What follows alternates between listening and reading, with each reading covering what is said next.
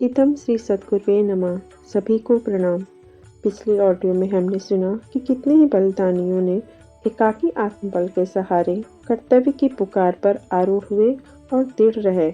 आदर्श निभाने हैं तो अपने मन की ललक लिप्साओं से जूझना पड़ेगा। क्रमशः निर्णय आत्मा के पक्ष में गया।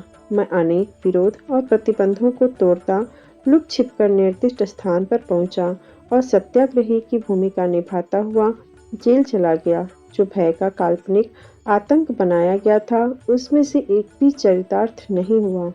छुटपन की एक घटना इन दोनों प्रयोजनों में और भी साहस देती रही।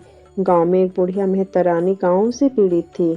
दस्त भी हो रहे थे। घाव में कीड़े पड़ गए थे। बेतरह चिल्लाती थी, पर कोई छूत के कारण उसके घर में घुसता नहीं था। मैंने एक चिकित्सक से उपचार पूछा, दवाओं का एकाकी प्रबंध किया। उसके घर नियमित रूप से जाने लगा, चिकित्सा के लिए भी, परिचर्या के लिए भी, भोजन व्यवस्था के लिए भी। ये सारे काम मैंने अपने जिम्मे ले लिए।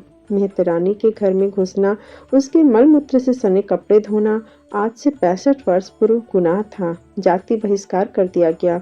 घर वालों तक ने प्रवेश न करने दिया। चबूतरे पर पड़ा रहता और जो कुछ घर वाले दे जाते उसी को खाकर गुजारा करता।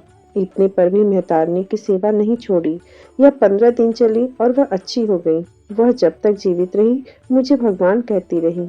उन दिनों 13 वर्ष की आयु में भी मैं अकेला था। सारा घर और सारा गांव एक ओर। लड़ता रहा, हारा नहीं। अब तो उम्र कई वर्ष और अधिक हो गई, अब क्यों हारता।